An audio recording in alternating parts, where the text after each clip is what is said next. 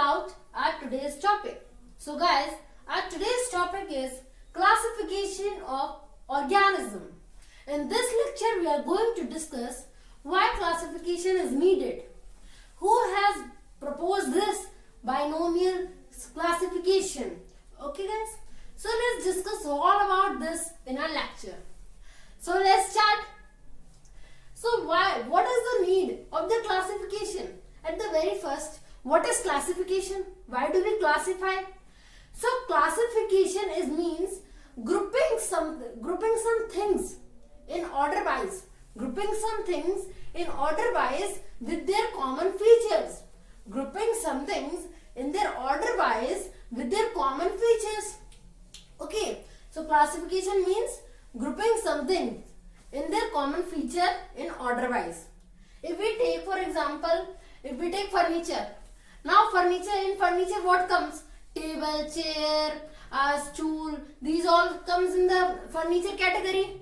So we are doing classification of table, chair, and it is coming in the category of furniture. Like this way only we are going to discuss about the classification of organism. Now you have seen the newspaper. In newspaper you will see that there are many advertisements. Now advertisements are also classified. How they are classified? They are classified like there is a vehicle category. If it makes it easy. The classification makes easy a person who is searching for. For example, a person who is searching for a motorcycle in the vehicles group, in the classification of vehicles. So classification is made for that person that he can find something very easily. So he will look on that category only, that where is the vehicle and what is the price of that motorcycle. So he will look like this way only. Okay, and classification not only make things finding easily, it also makes things to identify. When you go to library, in library you see many books are there, thousands of books are there. But if you want a travel book, so you know now that what is the travel book is about. It is about traveling somewhere from one place to another. It is about this. Okay, so traveling is about this, and history is about another thing. Biology is about the organisms, all the living organisms, plants, animals. Okay, so this is how we classify the normal things, the things in general. Now, how we are classifying these organisms? Now we are going to study about all these organisms classification. What is the need of classification? Now what do classification do? Classification makes easy to learn for scientists. It makes easy for the scientists to study each living beings in a category, in a systematic way. They can study about the living organisms in a systematic way. So it makes it easy for the scientists to study in systematic way. Okay, because if they will study a single individually organism in a greater detail, then it will very not nice, no. It will very time taking, no. That is why for reducing their time, for working more, for studying more, they classify organisms. Okay.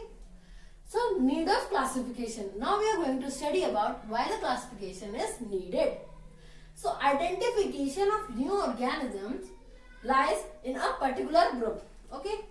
Guys, classification is necessary for the identification of new organisms that they come across, that the scientists have come across in a particular group, in which it lies, in which group it lies, the organism. Okay, and it helps them to know the basic character of particular group. Okay guys, so now it helps scientists to know if there are many animals in a particular group. So they want to work for only few members. They will want to work at very few members. They will want to work at the basic characters of the few members. and they will know the all group. Okay guys, so I am telling that if there is a group, okay, and there are so many animals in that group, they are classified, so they want to study about only few members of that group, the basic knowledge they want to know. If they want to know the basic characters, they want to know the basic characters of only the few members of that particular group, and they will know the whole members, the all members of that particular group by knowing the only the few members, by knowing the basic characters of only the few members. They will know all members. Okay guys, so now we are going to study about helps to share information in a systematic way. It helps, classification helps to share information in a systematic way. If classification is not there, without classification, scientists are living in two areas in the world, in two parts of the world. One is in the north and one is in the south. Now they will speak the name with two different names. If they have come across with the same organism, then they will also speak in two different names. If for example there is dog, okay, if there are two scientists in the world, they are in the north and one is in the south. If in the north, they both might come across the same animal, dog, and now they are speaking, one is speaking in other language and one is speaking in other language. So it will not right now, it will make confusions.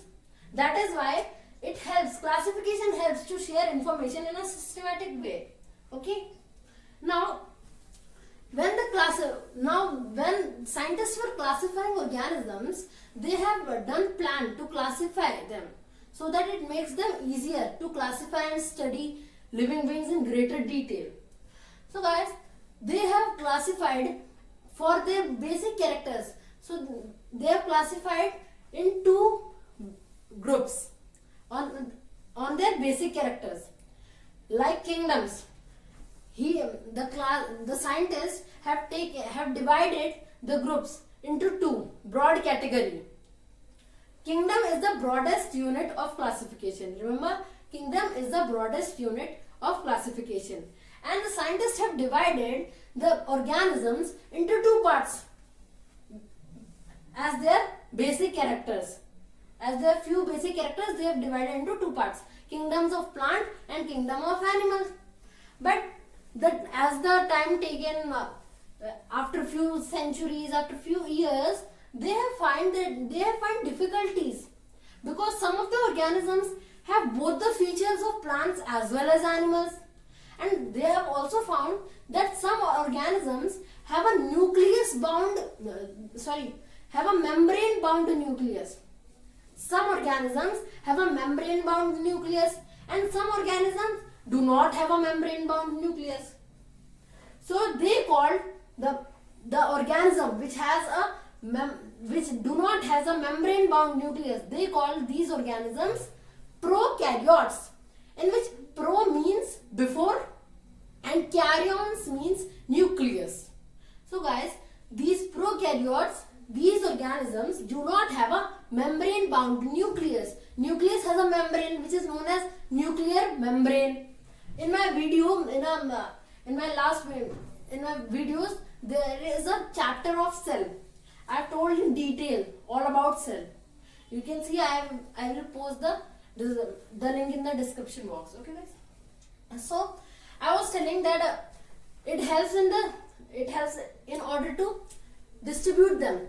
So they was thinking that what will happen if there are two things, prokaryotes and eukaryotes. One has a membrane bound nucleus and one do not have a membrane bound nucleus. So eukaryotes are those organisms, they do not have a membrane bound nucleus, in which U means true. Okay, U means true, and eukaryotes come after the prokaryotes. Okay guys, they come after the prokaryotes. Prokaryotes come out before the eukaryotes. Okay, so this was the difficulty. So they have decided to revise this classification of organism that they have done into broad kingdoms, kingdoms of plant and kingdoms of animals. They revised this, and then they have classified into 5 kingdoms. They have chosen the classification of 5 kingdoms. They have divided into 5 kingdoms. Now what are these kingdoms? Kingdom Monera, Kingdom Protista, Kingdom Fungi, Kingdom Animalia, and Kingdom Plantae. Now what are these kingdoms? Kingdom Monera. In Kingdom Monera there are prokaryotic unicellular organisms. Okay, so in Kingdom Monera there are prokaryotic unicellular organism. Prokaryotic, as I have told, they do not have a membrane bound nucleus, and unicellular organisms have a single celled organism. They are the single celled organism. So in Monera category, in Kingdom Monera, there are prokaryotic unicellular organisms. And like bacterium, you can say bacterium is the singular word and bacteria is the plural word. So in Kingdom Monera there are bacteria. In Kingdom Monera there are bacteria. Next is Kingdom Protista. In Kingdom Protista there are eukaryotic unicellular organism. Eukaryotic means eukaryotic are those organisms which has a membrane bound nucleus, and prokaryotic do not have a membrane bound nucleus. So Protista, in the category of Protista, consists of eukaryotic unicellular organisms. Okay, for example, algae, it is a unicellular organism and it is it is a eukaryotic unicellular organism. Okay, and Protista, they are found singly also or in colonies. Colonies means in groups, but they never form true tissues. Means it never form true tissues. True tissues, what means? It means that they not true tissues are things that have cells.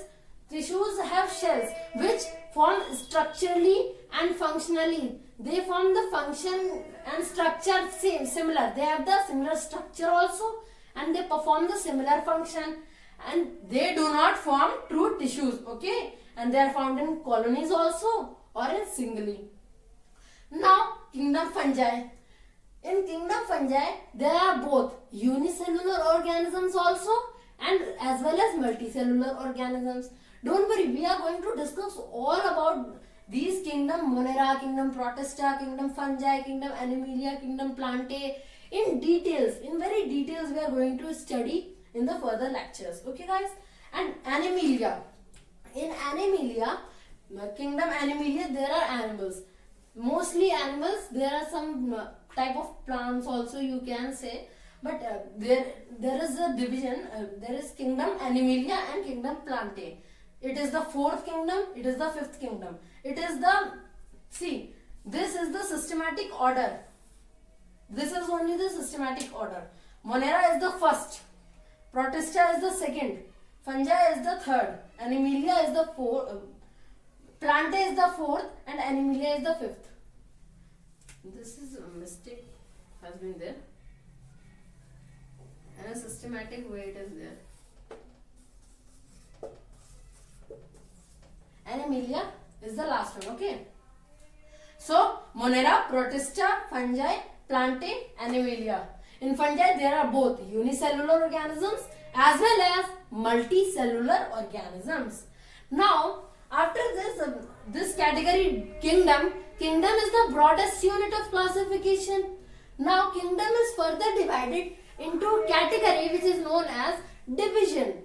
Division is also known as phyla or phylum. Okay, phylum is the singular word and phyla is the plural word. So division is also known as phyla or phylum, and kingdom is divided into division.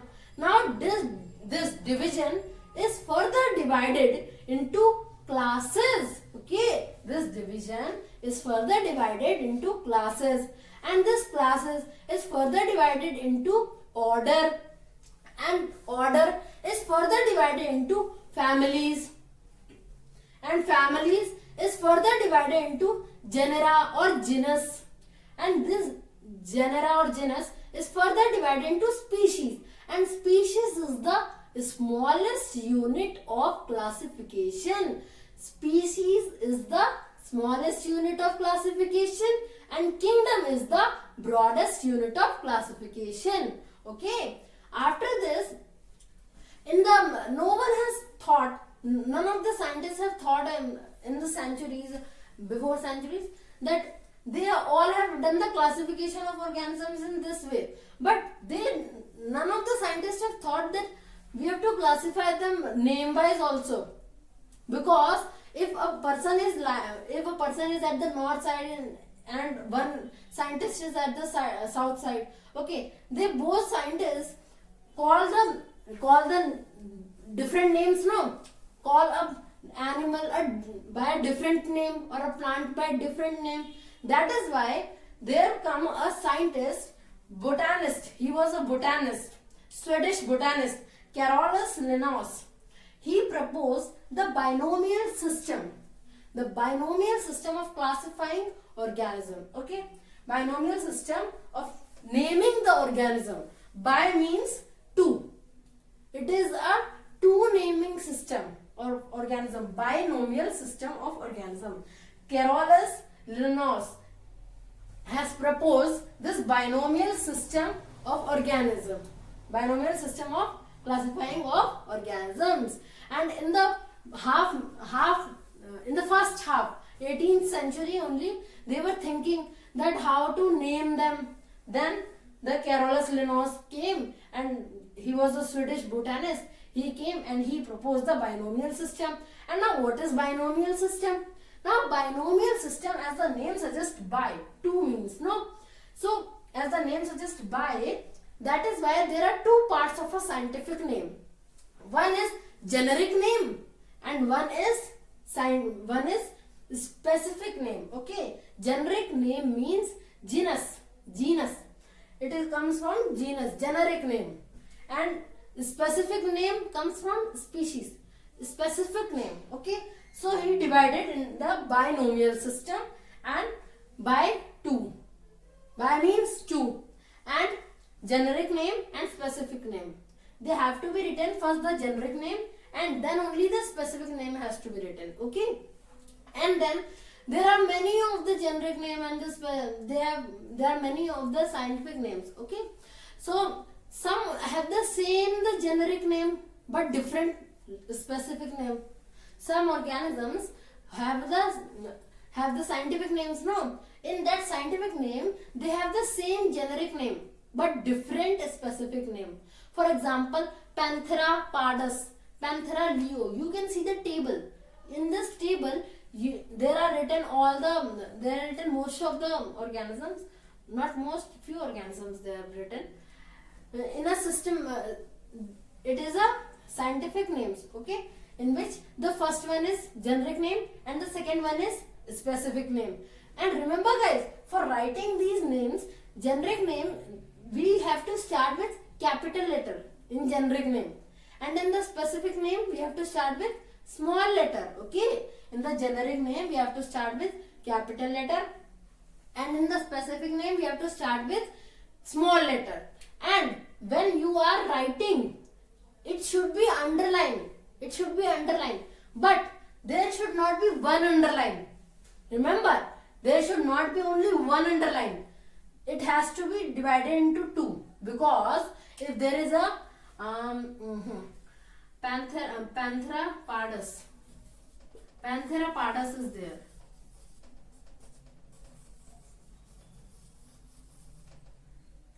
Panthera is to be underlined on the other side and pardus on other side. We don't want to do like this way.